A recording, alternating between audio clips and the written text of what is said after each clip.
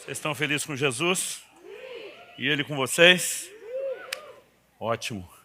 Eu quero compartilhar algo com vocês nessa noite. E eu quero que você abra, por gentileza, a sua Bíblia, no Salmo 40 e no verso 1. Esse vai ser o nosso ponto de partida e o nosso trilho.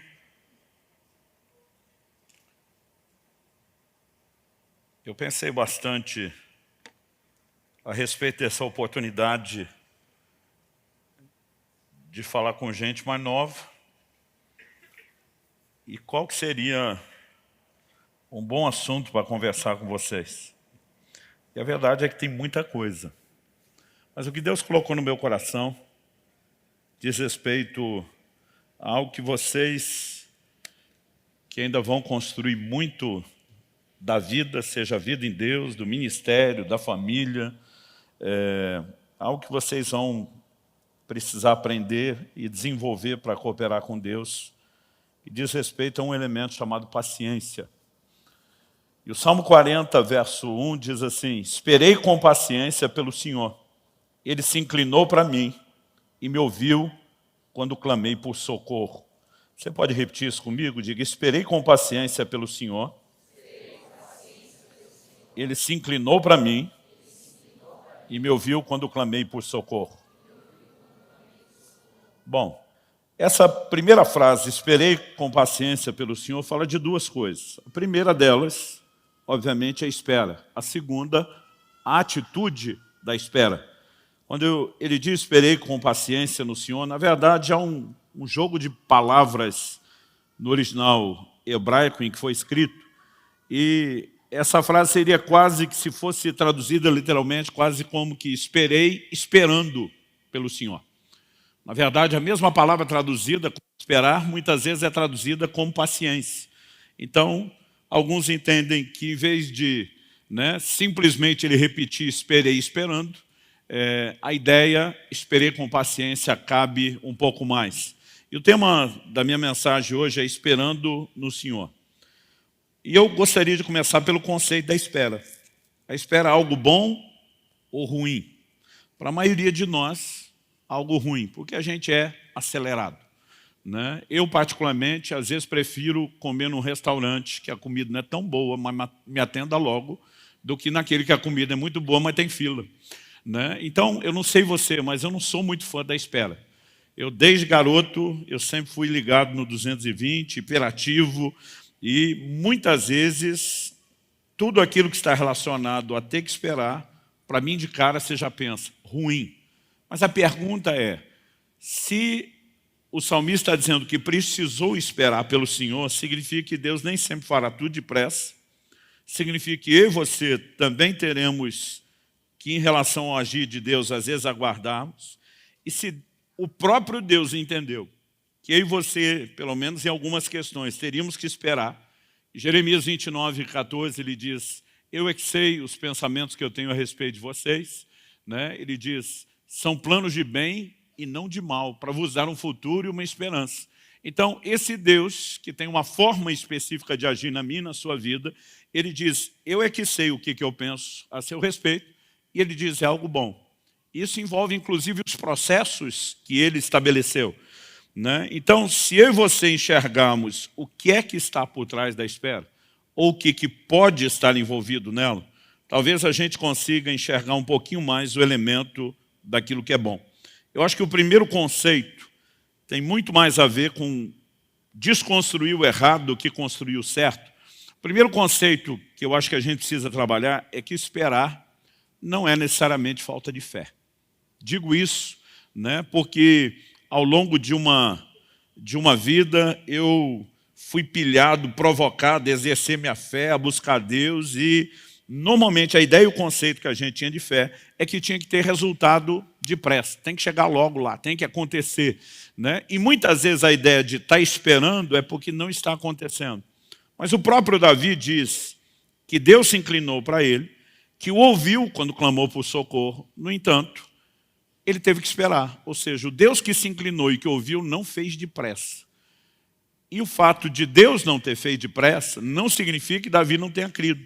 Porque se Davi não tivesse crido, Na verdade, Deus não tinha, era feito, e não feito depois. Então, a gente tem que repensar isso. Em Romanos, no capítulo 8, no verso 25, a Bíblia diz, se esperamos o que não vemos, com paciência o aguardamos. Né? A espera, ela envolve o elemento paciência, mas não necessariamente significa falta de fé. Às vezes ela vai ser apresentada, a paciência vai ser apresentada como algo que caminha de mão dada com a fé. Hebreus capítulo 6 diz no verso 12 que nós temos que ser imitadores daqueles que pela fé e paciência herdam as promessas. Então você não herda as promessas de Deus só com fé. Você herda as promessas com fé e paciência. Na verdade, Hebreus capítulo 6, verso 15, dizia assim, depois de esperar com paciência, obteve Abraão a promessa. Abraão é chamado na Escritura de o pai da fé. A Bíblia diz em Romanos 4 que ele deixou pegadas de fé nas quais eu e você temos que andar, ou seja, seguir o seu exemplo. E ele teve que esperar para obter a promessa. Logo, eu e você não podemos caracterizar a espera como falta de fé. Na verdade, né, eu diria até um pouquinho mais que a paciência ou a espera que eu e você vamos ter que exercer com paciência é uma característica divina a ser manifestada e que será fortalecida pela palavra. Em Romanos, no capítulo 15, de 4 a 6, a Bíblia diz assim, pois tudo quanto outrora foi escrito, para nosso ensino foi escrito, a fim de que pela paciência e pela consolação das Escrituras tenhamos esperança. Ora, o Deus da paciência e da consolação vos conceda o mesmo sentir de uns para com os outros, segundo Cristo Jesus, para que concordemente a uma voz glorifiqueis ao Deus e Pai de nosso Senhor Jesus Cristo. A Bíblia fala da paciência e consolação das Escrituras. A Bíblia fala a respeito de Deus dar paciência, né, e consolação a cada um de nós. Então, não dá para simplesmente ignorar. Isso é parte da vida cristã e é uma virtude que tem que ser exercida. Mas, honestamente, eu e você precisamos entender qual a importância da espera, porque emocionalmente, para a maioria de nós, ela gera desconforto. Eu admiro quando eu encontro assim, uma pessoa que é paciente. Daquela paciente que ela está de boa, tem que esperar ela estar de boa. Né? Porque assim, às vezes eu espero porque eu não tenho opção. Né? E nem sempre dentro de mim eu estou no melhor dos sentimentos enquanto espero. Com o tempo, obviamente, eu fui obrigado a crescer, a amadurecer, a aprender, a entender a importância da espera. Mas uma das coisas que me ajudou foi compreender no plano de Deus aonde ela entra.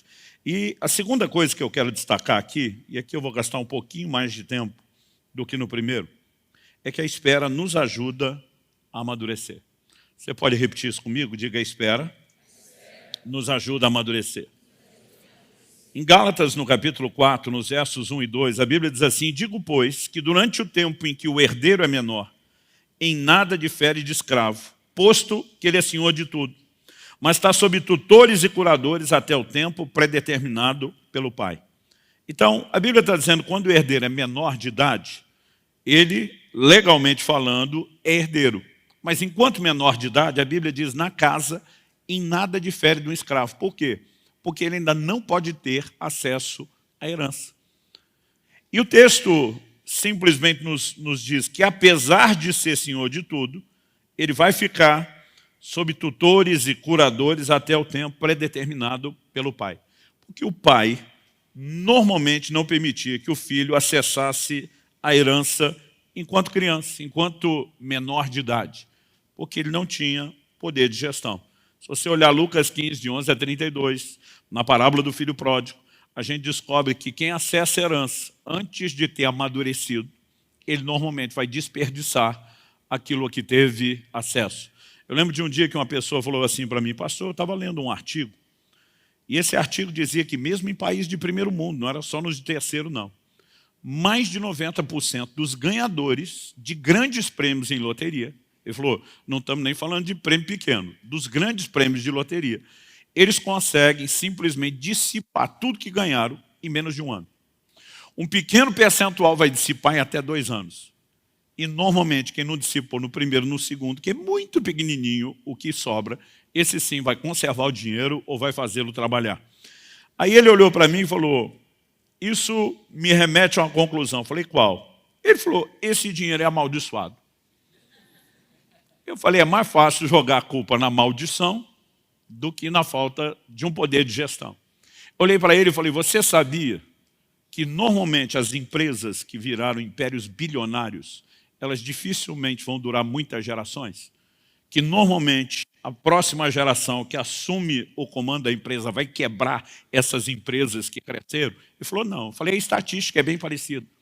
E o que a gente tem de similar, e não estou aqui advogando e nem dizendo para você ficar jogando na loteria, mas é que em vez de espiritualizar que o dinheiro se perde porque é amaldiçoado, a maioria das pessoas que acessa algo para o qual não está pronta e não tem condições de gerir aquilo, ela normalmente tende a meter o pé pelas mãos e perder isso tudo.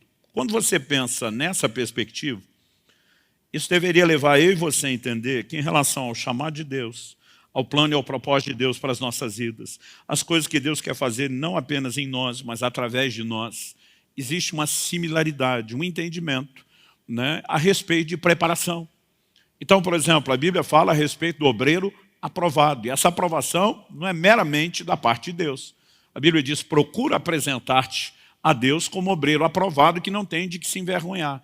Então, para que eu seja aprovado por Ele, existe um posicionamento da minha parte, onde eu preencha determinados requisitos e Ele possa então fazer aquilo que Ele tinha em mente.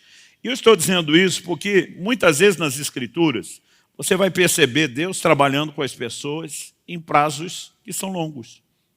É o tipo de coisa que eu não enxergava quando era garoto, que para mim tudo era para ontem, né? E demorou para eu perceber, até lendo a Bíblia. Deus faz uma promessa a Abraão, vou te dar um filho. 25 anos. E tinha hora que eu ficava pensando, por que quando o Senhor promete uma coisa, o Senhor fala tanto tempo antes? Né? Deus diz para Davi, eu vou te dar o reino. No mínimo 15 anos esperando.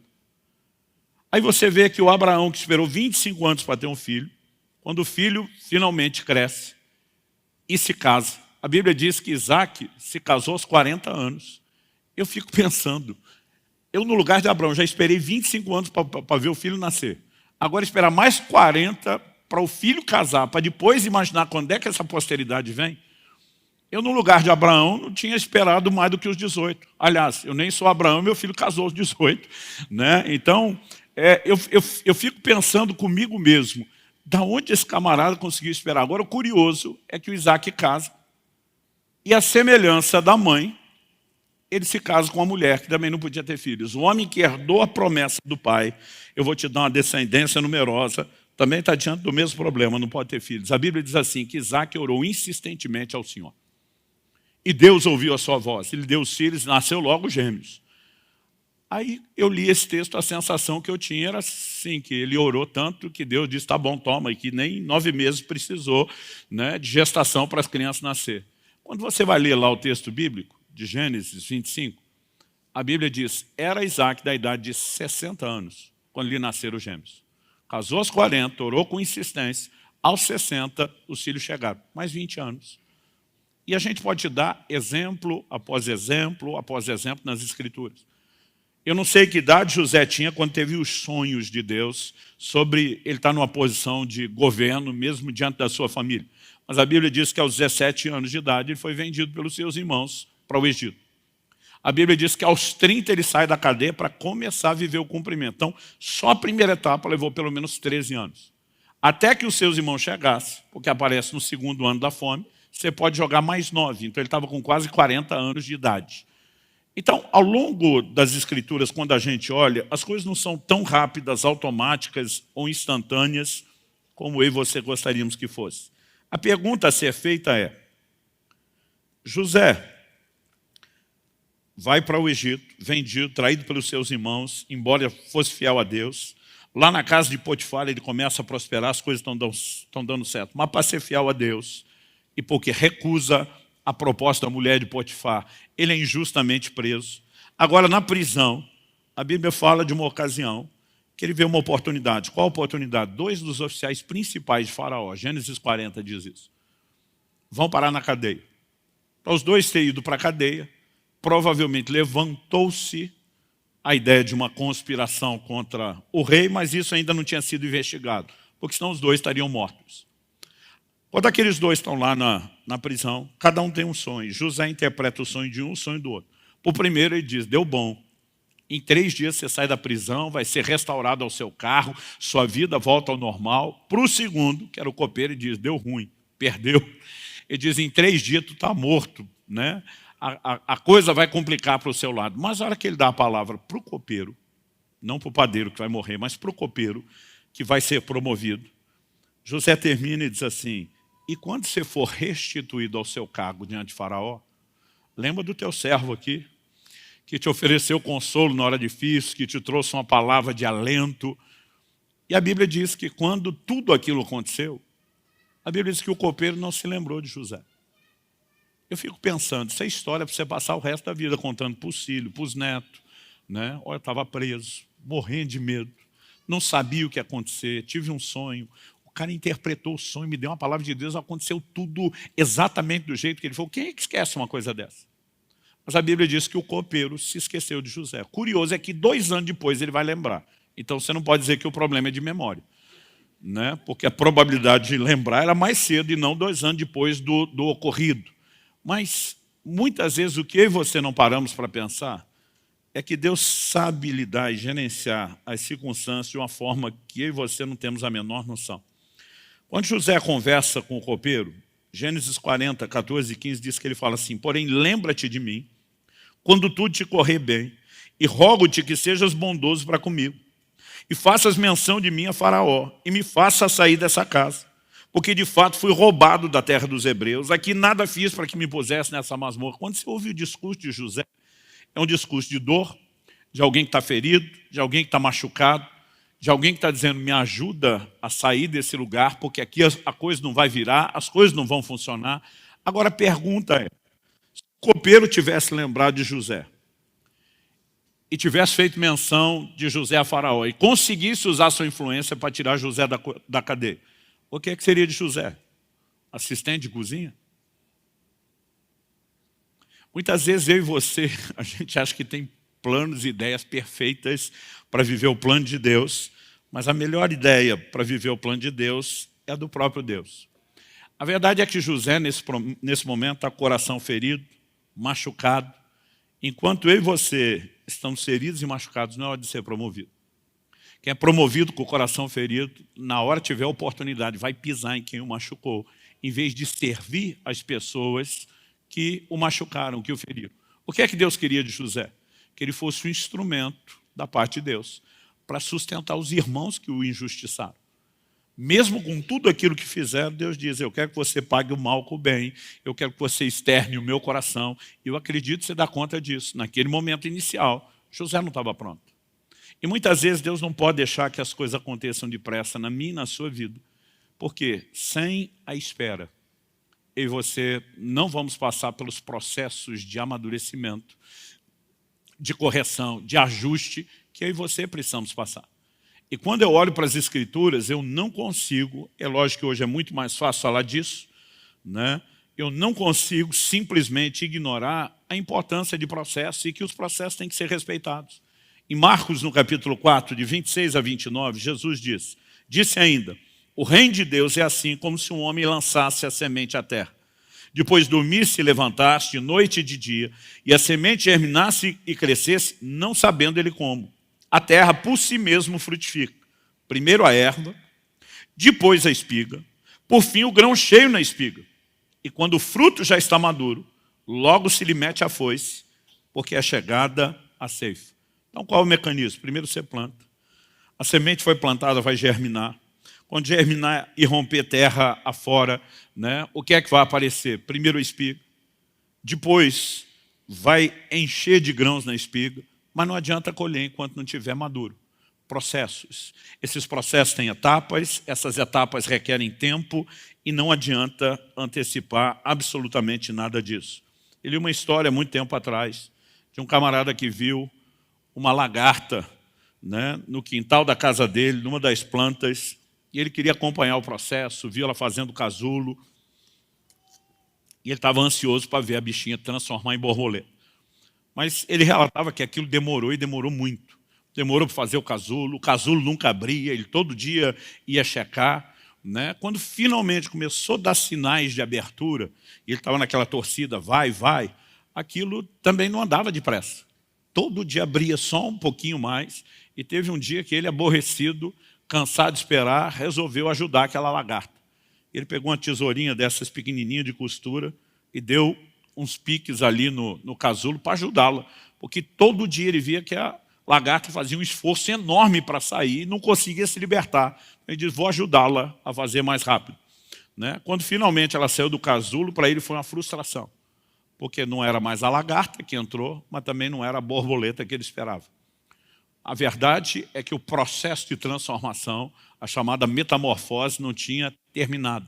Ela tinha asas, não desenvolveram, mas aquele corpo que precisa ficar menorzinho para conseguir voar, né, não era tão grande quanto antes o da lagarta, mas também não tinha terminado o que deveria, e ele ficou muito bravo, né, pensando, eu perdi todo o meu tempo esperando um negócio que não funcionou.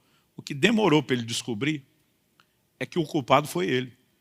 Porque é justamente o esforço que a lagarta faz para se libertar do casulo que ativa todas aquelas enzimas e o processo de transformação.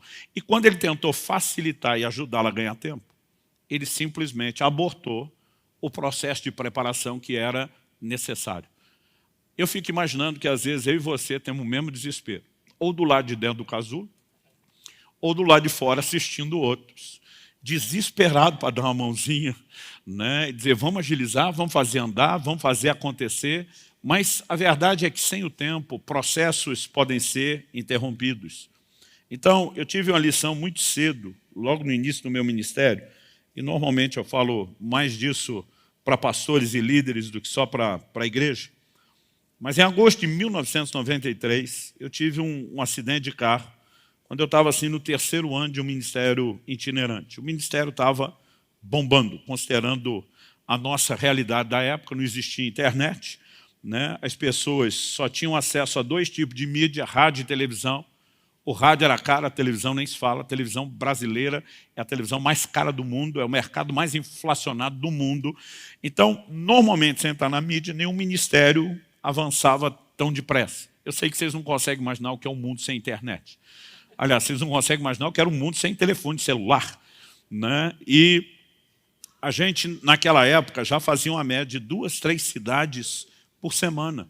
Né? Porque a propaganda, boca a boca na época, por causa daquilo que Deus estava fazendo, era algo muito intenso, as portas foram se abrindo. Eu lembro quando começou o ano de 93, a gente tinha, digo a gente falando por toda a equipe, a agenda do ano todo de 93, a hora que o ano abriu já estava assim, completamente cheia, fechada, 2 cidades por semana durante todo aquele ano. Em 94, a gente protegeu a agenda para não abrir nada antes, só para os convites internacionais, ou seja, para as perspectivas da época, o negócio estava bombando, estava indo com tudo. Mas em agosto de 93, eu tive esse acidente de carro e estou vivo só por um milagre. Os irmãos que iam me visitar no hospital diziam, olha, eu vi o estado do carro, eu vi o lugar onde a ribanceira onde vocês caíram, né? Deus realmente guardou você. Tudo que eu pensava é, já que Deus ia guardar, ele não podia ter arrumado o carro lá na estrada, em vez de esperar eu me arrebentar todo lá embaixo, para depois dizer, eu te guardei lá embaixo. Eu pensava, por que ele não me guardou lá em cima? Pensava, não falava, mas pensava. Aí eu lembro dos médicos, dos enfermeiros, dizendo, cara, teu santo é forte, alguém lá em cima vela por você. Não era para você ter escapado dessa, não. O dia que um neurologista me explicou o que tinha acontecido, falou, isso aqui é a sua tomografia. Né? Eu lembro de resultados que ainda vi, dificuldade para distinguir entre massa branca e cinzenta no cérebro, lesão nas partes moles. Ele falou, esse traumatismo craniano que você teve aqui foi algo sério, delicado. Ele falou, sua cabeça, você bateu tanto. Ele brincou assim, imagina que ela virou quase um liquidificador. Né? E ele começou a descrever, ele falou, olha, o ponto principal onde nós tivemos que remendar a sua cara foi a região da fonte. Né? Ele falou assim, e a pancada nesse tipo de lugar costuma ser fatal. Era para você ter ido. E eu lembro desse cara dizendo, teu santo é forte, alguém lá em cima está cuidando de você. Os enfermeiros que me socorreram disseram, olha, nós reconstituímos sua pálpebra esquerda, ela rasgou mais da metade. E não existe ângulo, né, onde qualquer coisa possa rasgar tanto a pálpebra que não toque no globo ocular. Então, se não fosse morrer, era no mínimo você ter perdido a vista, né? A visão do olho esquerdo. Alguém cuida de você, mas com todo mundo falando de tudo que Deus fez, eu ficava só pensando, já que o Senhor ia fazer um milagre, não podia ter feito ele inteiro, não podia ter me guardado de tudo isso. E o problema não era só isso, era todo o questionamento que ficava dentro de mim, né? Eu tinha acabado de trocar de carro e tinha essa viagem de mudança para Curitiba. Eu pensei, quando chegar em Curitiba, faço seguro. Até hoje não fiz e o carro deu perda total, né? Tudo que estava dentro do carro era toda a minha vida, toda a minha mudança estava dentro do carro. E o que não se perdeu, nós caímos nessa ribanceira, a gente que estava com o cinto dentro do carro ficou, todo o resto foi sendo jogado para fora, né? O que não se perdeu na chuva e no barro, na lama, foi roubado como as malas enquanto a gente era socorrido. Eu descubro que eu estou só no hospital, com a roupa do corpo rasgada, ensanguentada e que não presta, e que não sobrou nada. Guardadas as devidas proporções, eu me sentia, né, mais ou menos no lugar de Jó, com a síndrome do para-raio. Está caindo tudo na cabeça. E a angústia era, Deus, por que é que isso aconteceu? Né? Eu lembro que alguém perguntou assim, vocês oraram antes de viajar? Eu falei, meu amigo, a gente não orava só antes de viajar, a gente orava a viagem inteira. Falei, na hora do acidente, a gente já estava orando 6 horas sem parar. Aquele carro era uma reunião de oração ambulante. Não venha me dizer que foi falta de oração. Aí, de vez em quando, um dizia assim, alguém deu brecha. E sempre tem, tipo, os amigos de Jó, aqueles amigos da onça para julgar você. A verdade é que aquilo me gerou uma crise, eu ficava falando para Deus, dizia, Deus, certeza que esse acidente foi coisa do Satanás. Mas eu dizia para Deus, o diabo só pode tocar com permissão, ou minha, ou sua. E eu dizia para Deus, nós dois sabemos que não fui eu que dei a permissão. Ou seja, por eliminatório eu dizia, por que o Senhor faria isso? E a minha vontade era dar um sermão para ele sobre como ser Deus. Tipo, o Senhor ganha para cuidar da gente, para fazer o seu trabalho, o que é que aconteceu? E eu ficava questionando Deus, o que é que aconteceu? Por quê?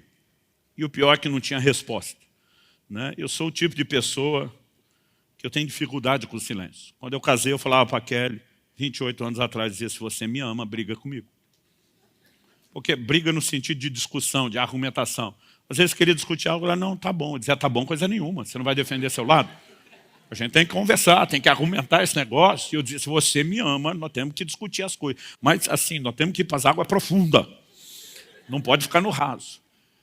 E eu dizia para Deus, fala alguma coisa. Nada, silêncio. A verdade, esse silêncio durou 1 ano e 3 meses. Até que no dia em que eu estava sendo ordenado, estabelecido no Ministério Pastoral, agora já estamos falando de novembro de 94, né? Então, quase 30 anos atrás, eu tive uma experiência que seria muito marcante. Os pastores começaram a impor as mãos sobre mim, profetizar. 2 desses 3 pastores já estão com o Senhor. Um deles, muitos de vocês conheceram, que serviu a casa aqui, foi o pastor Francisco. Mas o Francisco falou coisas no meu coração, como nenhum dos outros, por mais que os outros foram palavras proféticas muito precisas, ele falou de coisas assim, que eu nunca tinha falado para ninguém, coisas que eu não admitia nem direito para Deus, até medo de falar isso para Deus. E depois eu fui conversar com ele, eu falei, cara, nunca vi uma revelação dessa, que palavra profética foi aquela? Ele olhou para mim e falou, eu não estava profetizando. Eu falei, você não estava profetizando, estava fazendo o quê? Porque se isso não é Deus falar, eu não sei o que é. Ele falou, não disse que não era Deus falando, eu só disse que não era eu profetizando. E eu falei, me explica o que você está dizendo. Ele falou, na hora que eu impus as mãos para orar por você, ele falou, eu vi um anjo de Deus em pé do seu lado. Eu falei, como assim viu? Ele falou, vi como você está me vendo. Ouvir e falar comigo como você está me ouvindo. Eu dizia, tipo do jeito que acontece lá na Bíblia, aquelas aparições de anjos. Eu ficava pensando, quem que vê um anjo não sai contando para todo mundo, gente? Aí ele falou assim, e quem me contou todas aquelas coisas foi o anjo. Ele falou, inclusive, deixa eu falar o que eu não falei em público.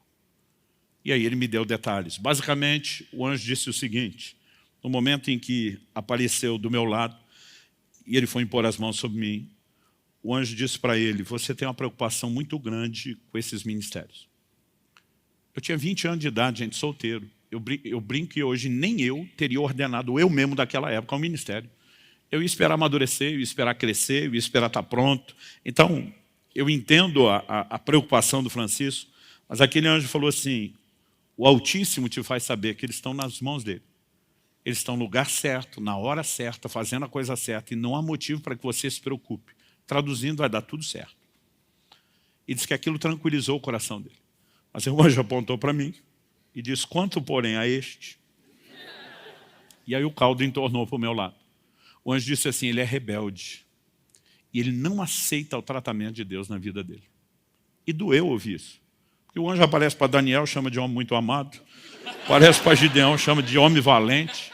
Falei, pô, velho, não rolou nenhum adjetivozinho bom, nenhum elogio para mim. Eu me rebelei para provar que não era rebelde, mas não adiantou, só provou o ponto. E ele disse assim, ele não aceita o tratamento de Deus na vida dele. Então ele emendou e falou, apontando para mim, e disse, diga para ele que o acidente de carro que ele teve no ano passado foi, como ele diz nas orações dele, foi de fato uma tentativa de Satanás de destruí-lo. Ele está certo quando diz isso. Mas diga para ele, por que Deus o permitiu? E o anjo começou a dizer o seguinte, o ministério dele estava crescendo mais rápido do que a capacidade dele de se deixar ser preparado, trabalhado por Deus. E era só uma questão de tempo. Ele ia sucumbir debaixo do peso do próprio ministério. O sucesso se transformaria em fracasso, porque não tinha estrutura para suportar o lugar onde ele estava entrando. Então ele diz, o diabo queria pará-lo, porque o via como uma ameaça. Deus precisava pará-lo para não perdê-lo. E até hoje, mais de 30 anos se passaram, eu tenho vergonha de contar a história. Porque eu passei 1 ano e 3 meses julgando Deus, questionando Deus, né, tentando ensinar ele a ser Deus, e na verdade ele estava me guardando, estava me protegendo.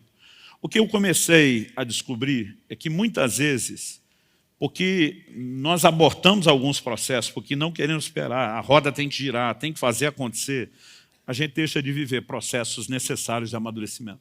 Então o anjo apontou para mim e disse, nos próximos anos, Deus vai tratar profundamente com ele nessa cidade.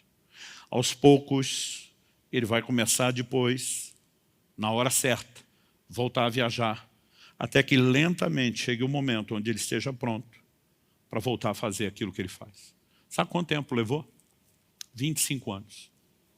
Foi só quando eu fiz a transição da igreja, da Alcance aqui em Curitiba, que o pastor Marciano assumiu. Né? E Deus falou comigo 1 ano antes. Ele diz agora, quando você completar os 25 anos de pastorado, então estou falando de 5 anos atrás. Ele diz, estou te liberando para voltar a fazer aquilo que você fazia antes. 25 anos depois. Não significa que eu não fiz nada ao longo dos 25 anos, mas eu e você precisamos entender que Deus trabalha com processos. E nesses processos envolve tempo. E no tempo, Deus trabalha dentro de nós. Entre toda a promessa de Deus, guarde isso, em toda a promessa de Deus e o seu cumprimento, tem um intervalo de tempo. Nesse intervalo, Deus vai trabalhar mais dentro de nós do que fora de nós. Ou seja, Ele trabalha mais nos preparando do que necessariamente nos usando e fazendo acontecer. E a gente precisa ter a mentalidade de paciência. É lógico que nem tudo será necessariamente tão demorado. Eu lembro que em 93, antes do acidente, eu já tinha escrito meu primeiro livro, Falar em Línguas.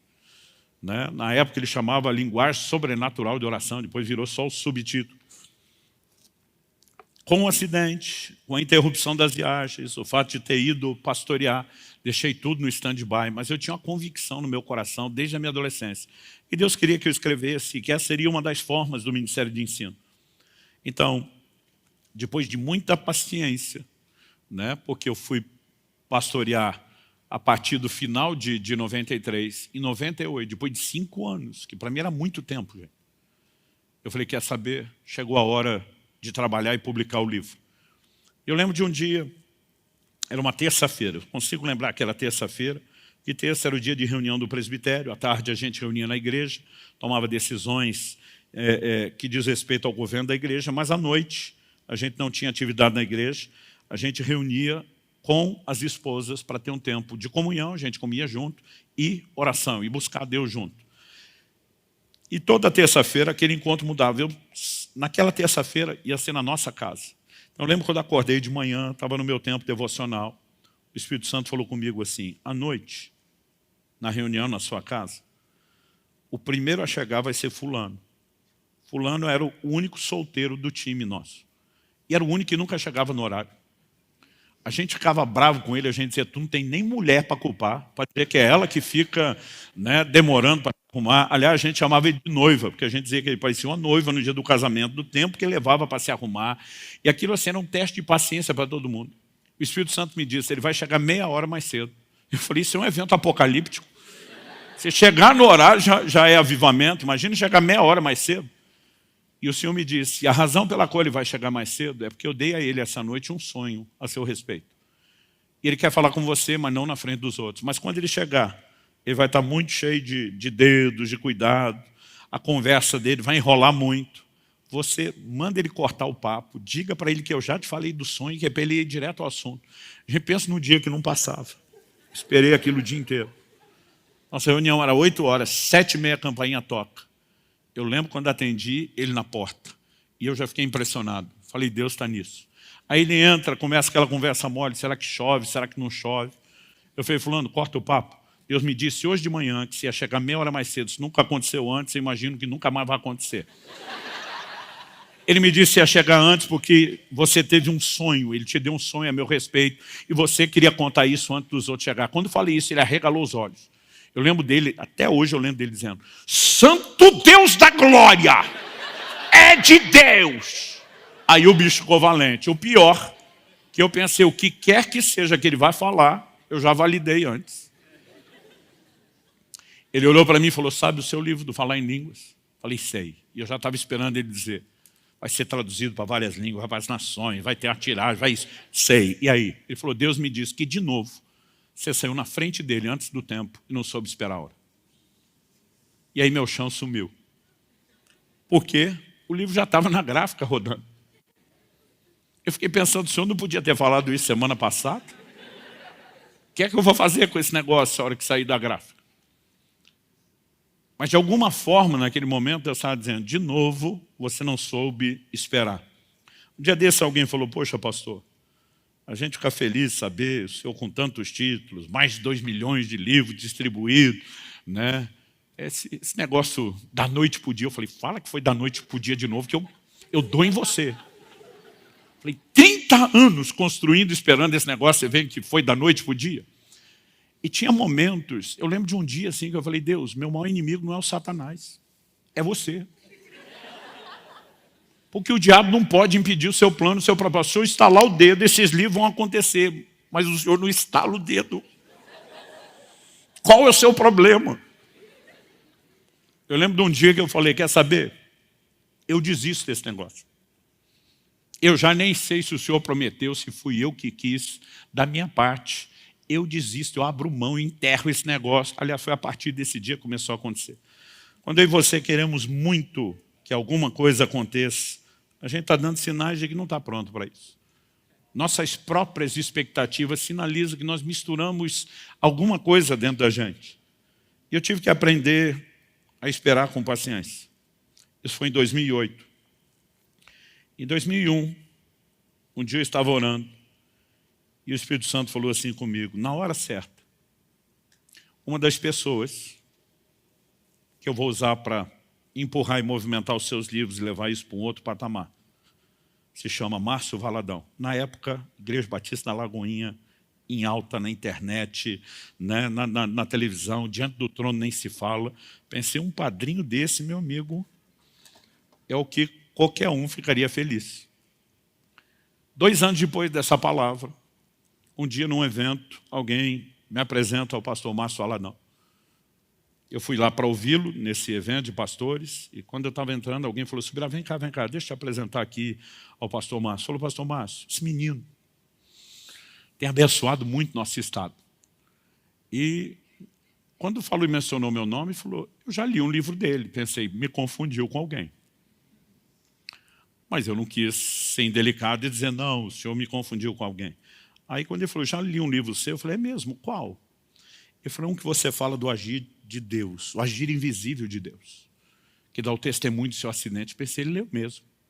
Ele falou, filho, você me abençoou tanto com aquele livro. Eu queria muito que você fosse ministrar em Lagoinha.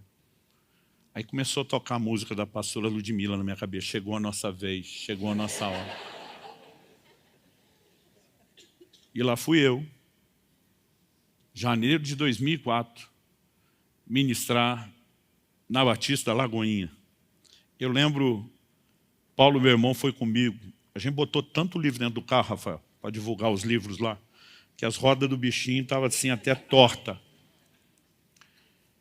Eu lembro a gente não tinha como conciliar uma agenda rápida como ele queria, então acabei aceitando pregar em 2 cultos por semana no mês de janeiro.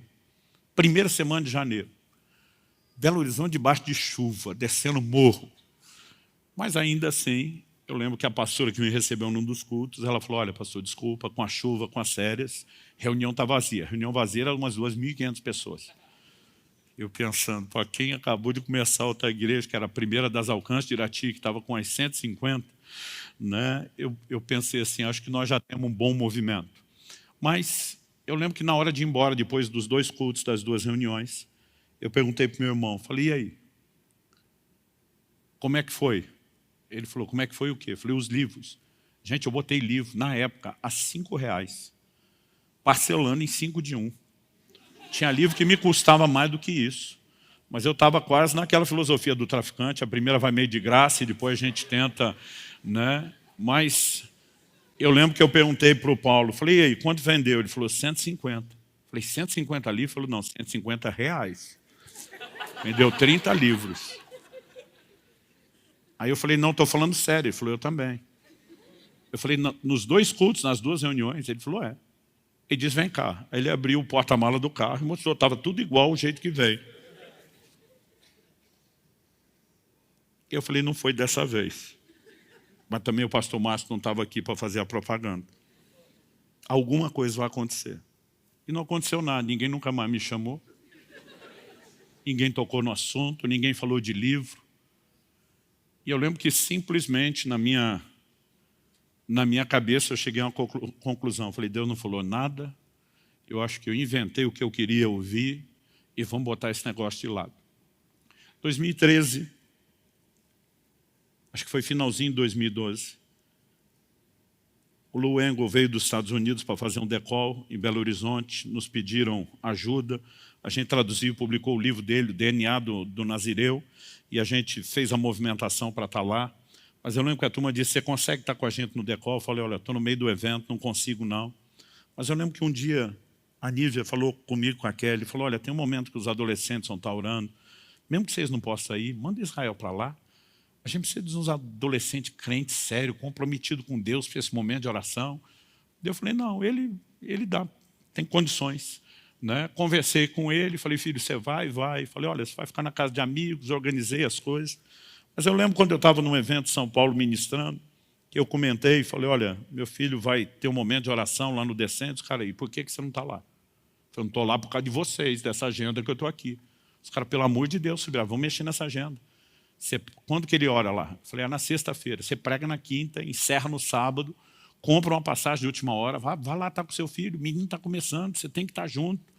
E lá fui eu, só para dar uma de pai coruja, só para vê-lo orar 5 minutos. Orar, não era nem pregar. E por que fui? Um dos organizadores me viu no evento e falou, você apareceu. Eu falei, só vi um pouco, já estou indo embora. Vou daqui para o aeroporto. Ele falou, cara, deixa eu te apresentar o Lu, que quer te agradecer o negócio do livro. Eu falei, claro. Ele falou, na verdade, a turma já foi para o restaurante, você pode comer com a gente? Posso.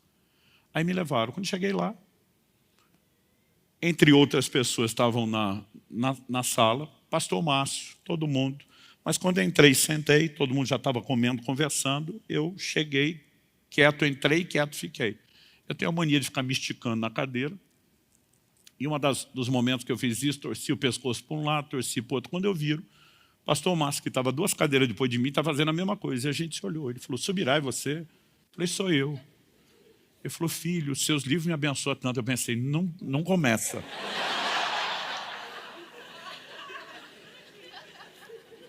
Aí ele falou, o último que eu li foi de todo o coração. Ele dizia os nomes. Ele falou, filho, como você me abençoou? Tem algum livro novo saindo? Eu falei, estou escrevendo um que é o propósito da família. Ele falou, sai quando? Eu falei, não sei, eu estou submetendo ele a vários líderes primeiro. Você não me daria a honra de ser um desses que possa dar uma olhada? Eu pensando, não cria expectativa, o senhor já me frustrou antes. Ele disse, filho, anota meu e-mail. Ele falou, vou te dar meu e-mail pessoal, manda para mim. Anotei e mandei, nunca disse se recebeu, nunca falou se leu. Eu falava, Deus, eu estava quieto, o senhor nem precisava ter falado nada disso comigo. Mas aí no início de 2013, alguém entrou em contato comigo um dia e falou, olha, pastor Márcio quer que o senhor venha pregar num evento, na Conferência Espírito Santo, e fique para os cultos de domingo. Eu olhei a agenda, já tinha um compromisso, falei, não posso. A pessoa falou, ninguém fala não, pastor Márcio. Falei, eu vou falar, eu já tenho um compromisso. E eu lembro que o pessoal começou a insistir, eu lembro que a secretária da igreja dizia, o senhor vai falar não, pastor Márcio. Eu falei, eu tenho um compromisso, eu não vou derrubar alguém por causa deles. Não dá. Pergunta se dá para mudar. Não, não dá, pastor, o evento é no feriado, não tem. Eu falei, paciência. E aí eu falei, e manda um e-mail na minha frente, que eu quero ver você falar ou não. Eu lembro que ela estava com o coração pesado, mandou um e-mail, falei, certeza? Deixa eu ver se está na pasta enviado. Saí. Quando saí, entrei numa reunião. Quando entrei na reunião, o pessoal que marcou a reunião para desmarcar o evento da semana anterior. Calma. Aí, olha, nós vamos ter que desmarcar o evento da semana anterior. Quando desmarcaram, eu lembrei que o pessoal que estava com o evento da outra semana, que era um pessoal lá do Pará, eles ficaram me ligando e disseram, cara, quando nós marcamos com você, a gente nos tocou que era o feriado de Corpus Christi. Não dá para mudar um fim de semana. Eu falei, também não dá, porque eu tenho um compromisso. Falou, cara, nós temos um casamento aqui no Corpus Christi, que é o casamento. Tá aquele cara assim, que é o milagre, ter casado. Nós não podemos ter um evento, não dá para ter casamento no meio, não estamos sabendo como vai fazer isso. Falei, cara, você decide se quer ou não quer o evento, eu não posso mudar. Quando desmarcou, eu liguei para ele. Falei, amigão, lembra aquele fim de semana antes que você queria? Por causa do casamento, acabou de liberar. Ele falou, pois é, o cara não vai mais casar. Falei, o sangue de Jesus tem poder? Aí eu falei, sério? Ele falou, sério, o negócio mudou aqui. Por quê? Eu falei, não, eu achei que você estava com aquele problema, se você não está, deixa para o outro. Ele falou, mas se você quiser, a gente muda. Eu falei, não, você não vai ter, não muda. Eu já estava nessa, também não quero ir. Aí ele falou, mas se a gente mudar, você tem algum outro evento para atender? Eu falei, eu tenho, mas não é importante, vamos manter. Ele falou, deixa eu decidir se é importante, quem é que te chamou? Eu falei, amigo, se não vai ter o casamento, acabou. Ele falou, Subirá, eu não vou desligar esse telefone sem saber qual o convite que você tem. Qual a proposta que você tem de remanejamento? Eu falei, um pessoal de Belo Horizonte. Quem? Lagoinha. Um pastor de departamento chamou, eu falei, não, para o pastor Márcio. Ele falou, ninguém fala não para o pastor Márcio. Ele disse, você vai para esse evento. Tá mudado. Aí eu lembro que eu voltei e falei, você mandou o e-mail? A secretária falou, mandei. Eu falei, desmanda. Ela falou, não tem mais jeito. Eu falei, me passa o contato da pessoa. Liguei e falei, você já recebeu o e-mail? Ele falou, ainda não. Eu falei, olha, eu te mandei um e-mail com a negativa, mas uma santa bagunça aconteceu aqui. Eu vou, mas é nos meus termos. Ele falou, estamos aceitando qualquer coisa. Resumo, lá fui eu. No culto de domingo, o pastor Márcio pegou meu livro, nesse inteirinho tinha saído o livro da família. E ele falou, gente, eu tive o privilégio de ler esse livro, que o Subirá me mandou um e-mail antes. É um material fantástico, vocês nunca me vêem recomendando nada. Ele está vendendo um preço ridículo, que é para ajudar vocês, mas menos se fosse um valor. E ele começou a recomendar o livro. Enquanto ele falava, eu estou sentado, antes de eu subir pregar, começa a encher meu celular de mensagem. O pastor do Rio de Janeiro, que estava assistindo o culto, falou, por esse preço eu quero 4.000 livros. Aí o outro começou a dizer, vai ter que vir aqui lançar. Eu não consigo explicar para vocês qual foi o efeito. Durante um tempo no nosso escritório, o pessoal falava assim, o efeito Lagoinha. Dizia, pastor, nós sabemos se o senhor está pregando lá e o impacto que a Rede Super está gerando só pela intensidade de pedidos. Eu lembro que meu irmão perguntou, por que você acha que nós vendemos só 30 livros? Eu falei, botaram naquele canto, esse negócio é 270 graus de ângulo, 3 andares de altura, tudo quanto é portão, quem é que vai naquele canto pegar o material?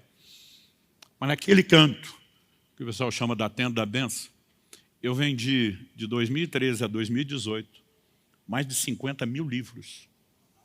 Só naquele mesmo canto, sem contar o que aconteceu depois. A verdade é que quando há um tempo correto de Deus, algumas coisas vão acontecer. E quando o tempo ainda não chegou, não adianta você forçar a barra.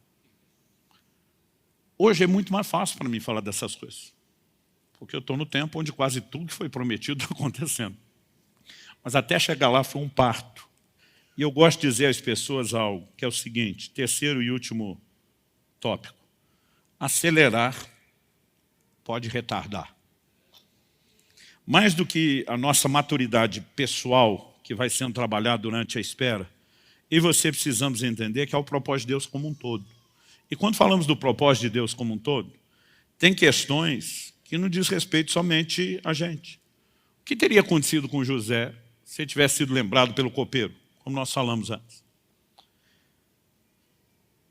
Algo muito interessante a respeito de Moisés. A Bíblia diz em Atos, no capítulo 7,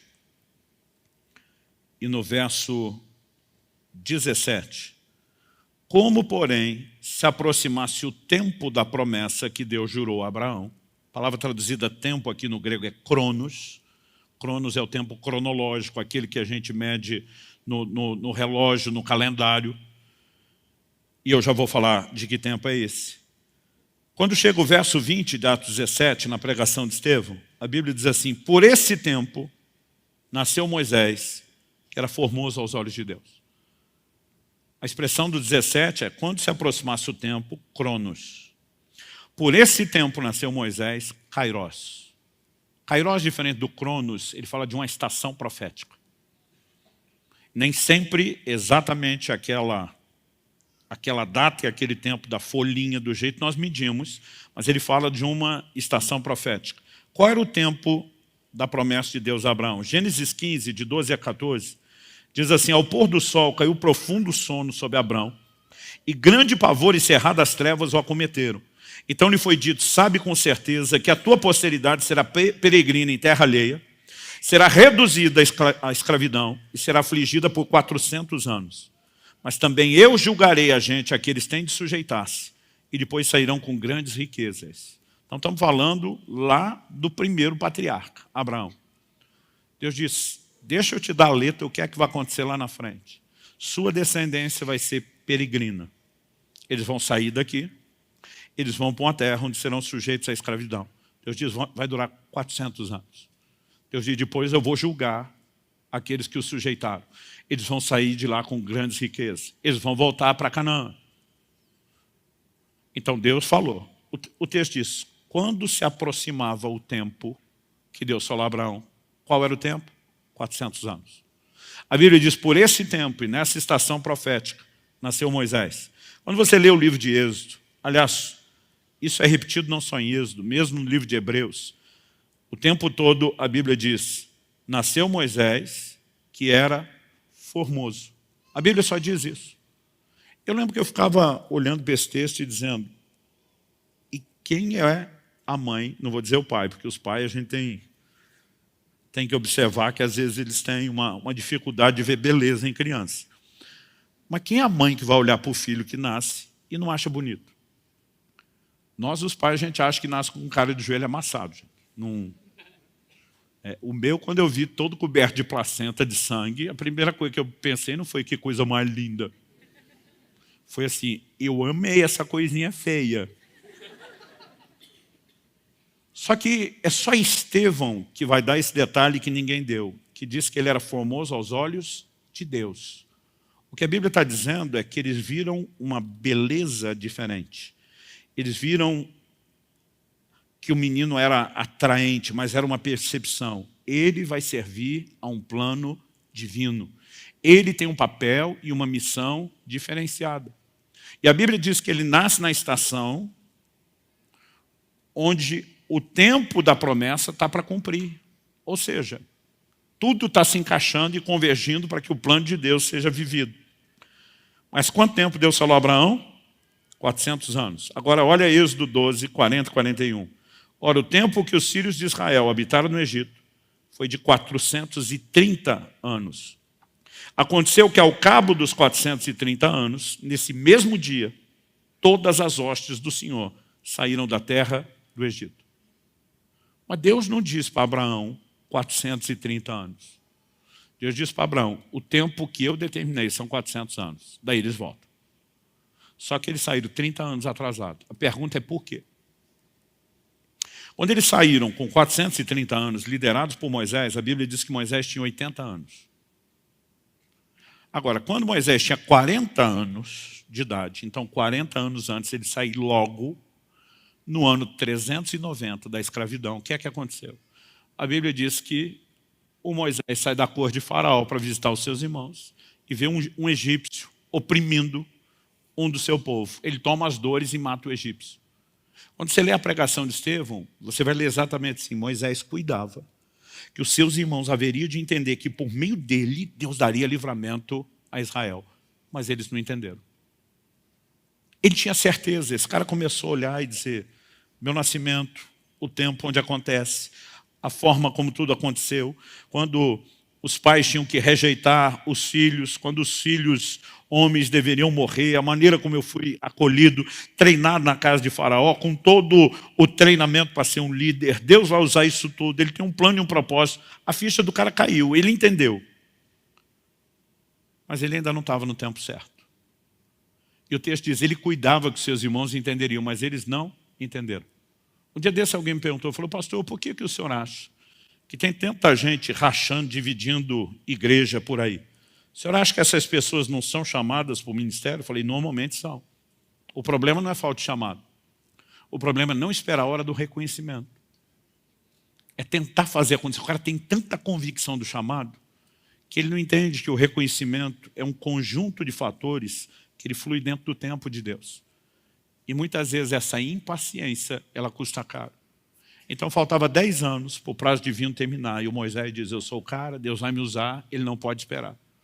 Mas aí o que acontece? Quando ele mata o egípcio, e o faraó fica sabendo, e diz: espera aí, o meu neto, adotado, criado em casa, está se virando contra nós para defender esse povo. Ele tenta matar Moisés, e Moisés vaza. 40 anos se passaram. Agora, no ano 430, Deus aparece para Moisés na sarça. O que é que Deus disse para Moisés na sarça? Finalmente já morreram aqueles que queriam te matar. Em outras palavras, finalmente a poeira baixou.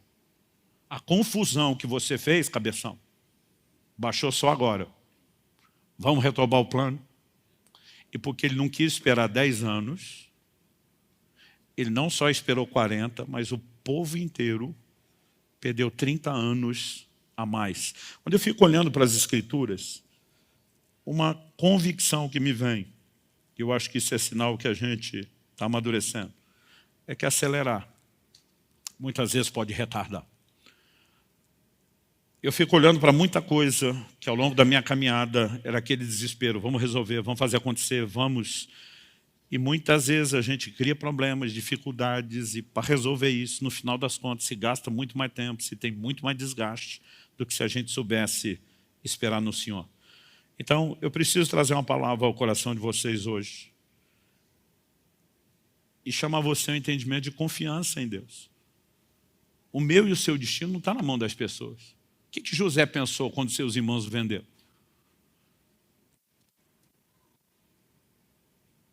Muita coisa pode ter passado na cabeça daquela criatura, mas tipo assim, eles decidem minha vida. Daqui a pouco ele está lá como escravo na casa de Potifar, e porque uma mulher inventa uma mentira, ele está na cadeia. Daqui a pouco, né, na cadeia, ele vai descobrir que Deus usou toda a série desses eventos para deixá-lo na cara do gol. Para que na hora certa, alguém dissesse: tem alguém aqui que interpreta sonhos, ele fosse colocado diante do faraó, e todo o plano e o propósito de Deus pode se cumprir. Mas até que isso acontecesse, eu acredito que eu e você vamos ter que entrar num lugar de aprender a confiar que o meu e o seu destino não está na mão das pessoas, não está na mão das circunstâncias. Há um Deus cuidando de mim e de você. Eu não sei te dizer quanto desgaste eu tive com muita coisa. Eu lembro que um dia eu falei para Deus: por que o Senhor fala tanto tempo antes de acontecer? Não dá para prometer mais perto? Um dia desse a gente estava numa ordenação, camarada recebendo palavra profética: eu vou te usar, e glória a Deus, aleluia, cutucando os outros. Falei: pobrezinho.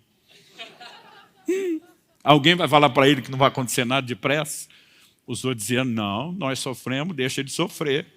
A gente ficava fazendo chacota até do negócio. Aí um dia eu falei para Deus: por que é que o Senhor fala tanto tempo antes? Não dá para falar mais perto? Em vez de quase matar nós de ansiedade. Mas quando Deus faz promessa, gente, Ele não está só anunciando o que Ele vai fazer. Ele está nos dando a oportunidade de nos prepararmos, de cooperarmos com Ele. E muitas vezes a ansiedade, Ele falou, Ele faz tudo sozinho. Paulo disse para Timóteo: de acordo com as profecias foram ditas a teu respeito, combate firmado nelas o bom combate.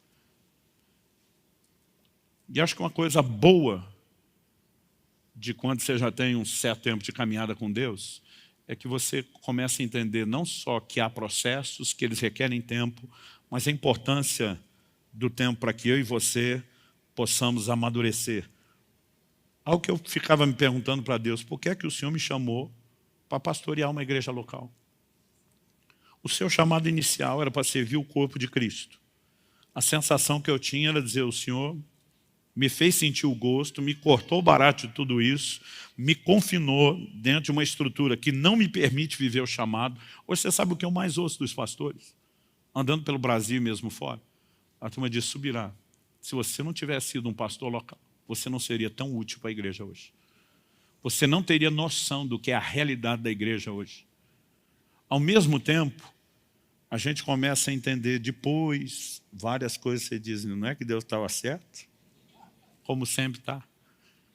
Então, assim, eu queria provocar uma resposta de fé no seu coração, de que há um Deus cuidando de mim e de você. E que a gente pode se abandonar aos cuidados dele sem restrição de confiança. Dizendo, ele vai fazer a seu tempo, a sua forma, a sua maneira, o que tiver ao meu alcance eu faço, no sentido de me preparar, de orar, de estar disposto, de viver, né, cada etapa servindo a Deus da melhor maneira possível. Então, você olha para o José, ele está como escravo na casa de Potifar. A Bíblia diz que ele virou chefe dos escravos. Qual era o chamado dele? Governo, liderança. Aí o cara diz, estou aqui como escravo, vamos começar treinando aqui. Vou ser chefe de escravo. Quando ele vai para a prisão, a Bíblia diz que ele virou chefe dos presos. O cara está treinando em todos os níveis para viver aquilo que Deus tem. O que eu e você não podemos é esperar sentado, fazendo nada. Mas assim, sem acelerar, sem concorrer com Deus, mas cooperando com Ele, se permitindo ser trabalhado, isso vai fazer toda a diferença. Hoje, quando eu vejo algumas coisas acontecendo, eu falo, Senhor, Hebreus 6,10 diz que Deus não é injusto para se esquecer do trabalho, né, que nós fizemos, do amor que demonstramos para com os santos. Essa argumentação de que Ele não é injusto precisa estar no meu e no seu coração. Tem coisas que eu e você fazemos que a gente fica perguntando, ninguém viu, ninguém percebeu, vai ficar por isso mesmo. Mais do que o tio de Esther livrou a cara do rei, ficou sabendo de uma conspiração contra o imperador que dominava o mundo dos seus dias, e ninguém fez nada para agradecer. Só que um dia, o imperador perde o sono. Não tinha internet, não tinha televisão. Aí o cara decide ler as crônicas do reino. E pede para alguém trazer. O cara abre lá justamente o episódio que fala do Mardoqueu, desbaratando a conspiração. O rei pergunta, o que é que foi feito para agradecer esse homem? O cara diz, não foi feito nada. Como nada? Não pode ficar sem gratidão. Pois é, mas se tivesse alguma recompensa, estava escrito. Aí o rei diz, nós temos que corrigir o erro. E ele acorda decidido a arrumar coisa. Aí chega Amã, o maior inimigo de Mardoqueu, que já fez tudo, né, para simplesmente tirar o Mardoqueu do cenário, para matá-lo. E o rei pergunta para Amã, o que a gente deve fazer ao homem de quem o rei se agrada? O besta achando que era com ele. Falou, pegue seus principais oficiais, bote ele no seu cavalo, o seu manto, com a sua coroa, e o principal dos seus oficiais fique proclamando a grandeza dele. O rei olhou para o Amã e falou, o principal dos oficiais é tu. Mas o cara que eu quero honrar é mais do que eu. E aí, de repente, você olha tudo aquilo que parecia esquecido, na verdade, estava guardado, armazenado, para que na hora certa o crédito pudesse ser colhido. Há um Deus cuidando de mim e de você. E a gente não precisa ficar ansioso com absolutamente nada. Você recebe essa palavra? Vamos ficar em pé para parecer que está acabando.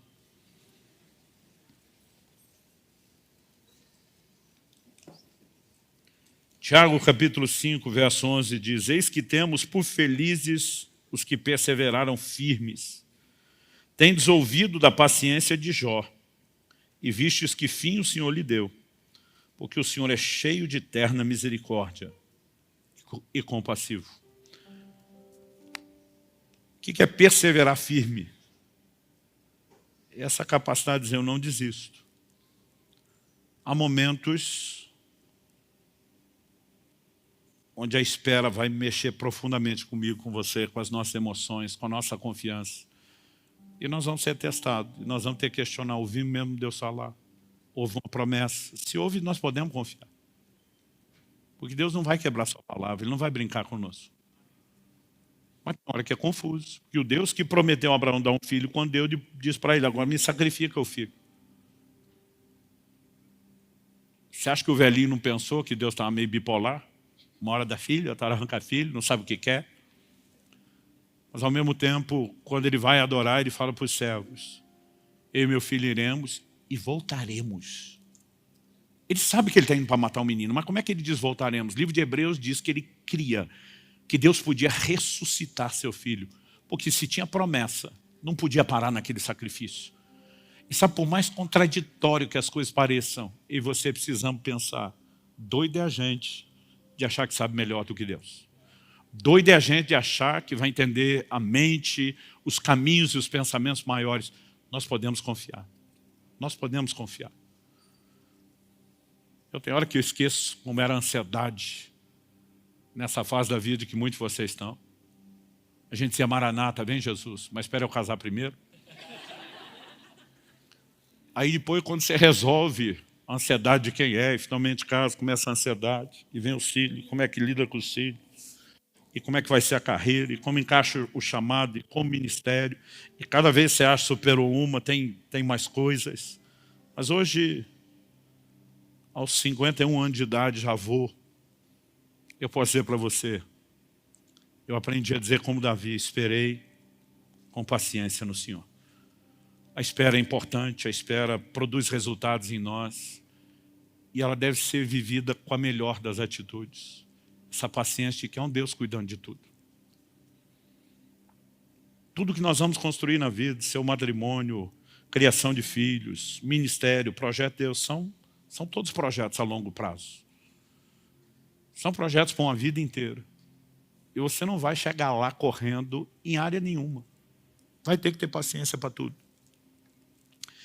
Pai, nós te pedimos que não só aqui e agora, mas mesmo depois deixarmos esse lugar de culto, que aquilo que o Senhor começou não só a falar, mas a fazer, produza fruto e resultado dentro de cada um de nós. A gente tentou aplicar isso da forma mais generalizada possível para todo mundo, mas a verdade é que cada um precisa daquela aplicação individual, personalizada, e nós oramos pelo toque do Senhor.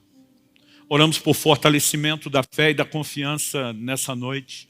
Oramos, ó Deus, por uma fé renovada na dependência do Senhor, na capacidade de se entregar aos teus cuidados. Oramos por fortalecimento. Em nome de Jesus.